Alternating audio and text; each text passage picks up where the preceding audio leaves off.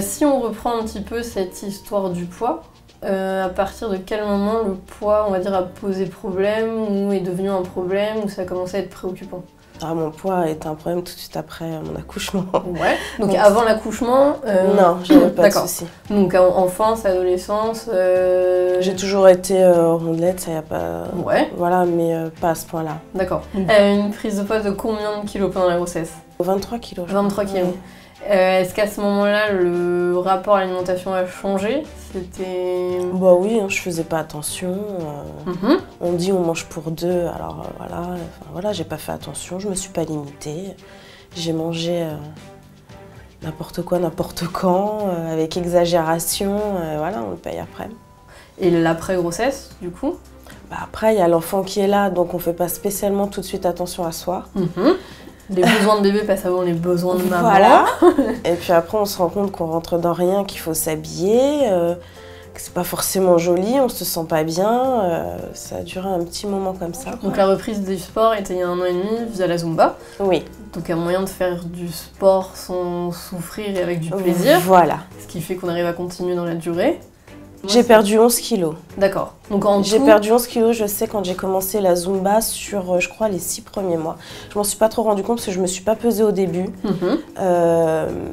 J'ai évalué par rapport au poids que j'avais approximativement.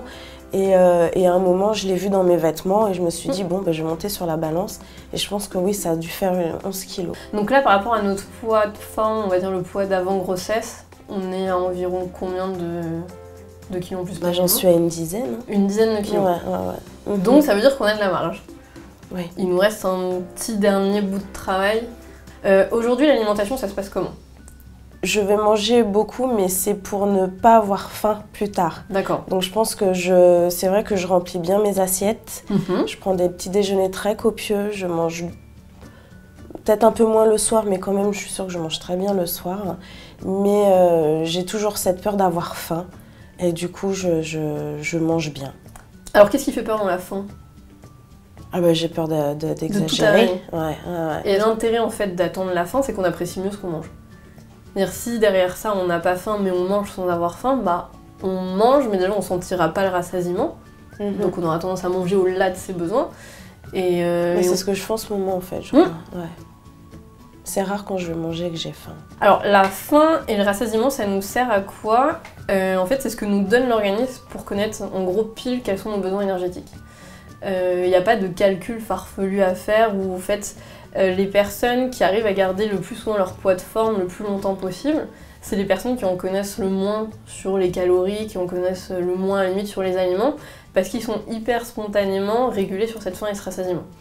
L'organisme nous donne des choses très vitales, parce que c'est très inné et c'est très important pour lui. Il sait nous guider vers ce dont on a besoin via des sensations. Donc par exemple, on a la sensation de soif, pour nous dire que l'organisme a besoin d'eau. Il y a la sensation de fatigue, pour nous dire qu'on a besoin de sommeil. Et il y a cette faim pour dire j'ai besoin d'énergie. Alors c'est des sensations hyper primitives qu'on ne peut pas maîtriser. J'aurais beau me dire je suis pas fatiguée, je suis pas fatiguée, je suis pas fatiguée, si à un moment je dors pas, je vais m'écrouler. J'aurais beau me dire j'ai pas soif, j'ai pas soif, j'ai pas soif, si à un moment j'apporte pas de l'eau à mon organisme, ça va mal se passer pour lui. La faim c'est pareil, contrairement à ce qu'on croit, la faim peut pas se maîtriser.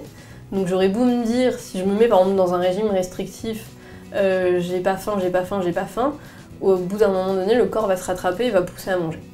Donc c'est ce qui se passe quand on interdit un aliment, qu'est-ce qu'il fait? C'est que on crée des images. Donc c'est le problème des régimes qui interdisent un certain nombre d'aliments. Du coup ce qui se passe, c'est qu'au fur et à mesure, on a un tas d'images comme ça qui passent toute la journée.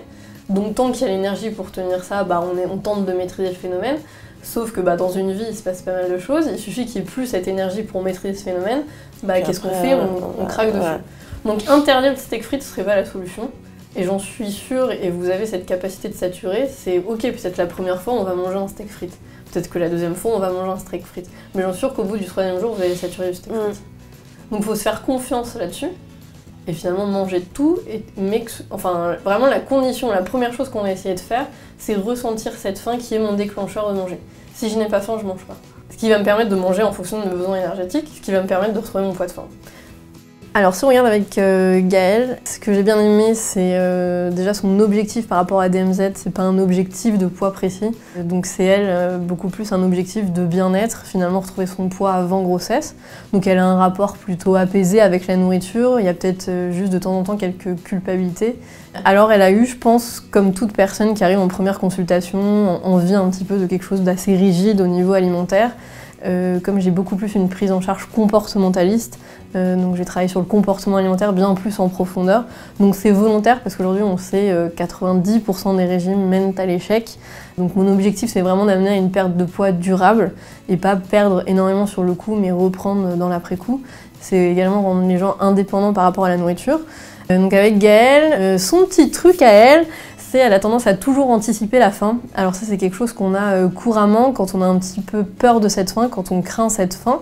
Donc ce qu'on va la faire vivre elle un petit peu, c'est vivre cette faim, l'expérimenter et voir que finalement on tombe pas dans les pommes. Et c'est surtout lui faire vivre que finalement quand on mange avec de la faim, on apprécie mieux. Donc on peut s'arrêter mieux au bon moment. Et c'est tout ce qu'on mange au-delà du rassasiement qu'on a tendance à stocker sur le long terme. Donc c'est via le fait de retrouver cette faim et ce rassasiement qui va nous permettre de retrouver son poids de forme. Ma première impression, après avoir eu cette entrevue avec Audrey, c'est que je n'ai pas eu de liste d'aliments interdits. On ne m'a pas déroulé un bouquin en me disant voilà la quantité qu'il faut prendre. Elle m'a dit Gaëlle, est-ce que tu attends ta faim? Est-ce que tu as faim? À quel moment tu as faim? Écoute ton ventre. Le grignotage, par exemple, je pensais qu'à 16 h, j'ai envie de quelque chose, je vais le manger. Elle me dit, Gaëlle, ce ne sera pas du grignotage. Tu as faim, tu manges. Il ne faut pas culpabiliser. Et c'est vrai que ça fait bizarre. Et quand on en parle, j'en ai déjà parlé autour de moi, il y a des pour et il y a des contre. Mais moi, je le vis très bien et je trouve que ça marche. Ça marche et ça fait du bien. Il y a des fois, c'est difficile parce qu'il y a toujours cette envie et je suis gourmande. On est tous gourmands, je pense. Mais il faut se dire, mince, j'ai faim, j'ai plus faim, là, je sais plus trop. Il faut se poser la question, du coup. Mais bon, petit à petit, ça va venir. Voilà.